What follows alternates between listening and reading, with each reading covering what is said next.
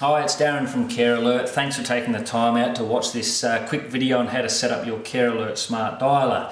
Firstly, hello to our New Zealand friends. I've had the privilege of visiting New Zealand on a number of occasions. It's a great place, absolutely beautiful and a fantastic place to live. Now, you would have received your CareAlert Smart Dialler pack in the post, and obviously you've seen the DVD that comes with it, and you would have noticed the sticker on the back saying that there were a few small differences between Australia and New Zealand. So that's what this video is about. It's basically how to set up your smart dialer, because it is slightly different to what the DVD will show. Not too different, but watch this, it's very easy. You also would have noticed there's an instruction manual in there. Make sure you give that a good read. It does give a lot of detail on how to set it up and also how to program it, so give that a good read as well. So let's have a look what's in the box first up. You'll get your smart dialer there, and you also have a backup battery. So the first step that you want to do is to put that battery into the CareAlert Smart Dialer. Now in this little pack here you'll find there is a small screwdriver.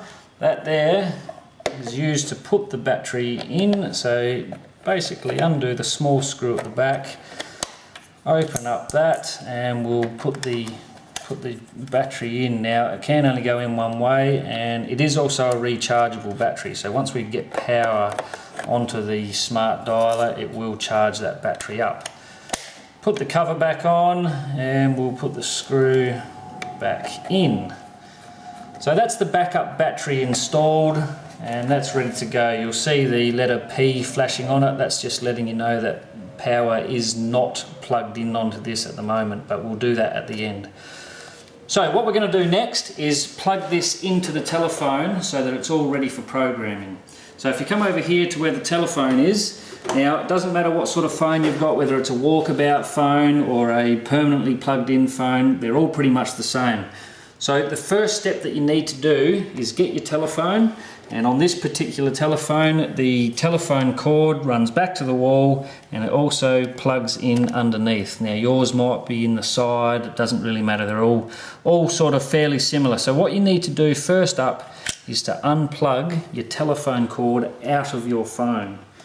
What you need to do then, if you have a look closely on the back of the dialer here, you'll see two ports there. One's marked line and one's marked TEL.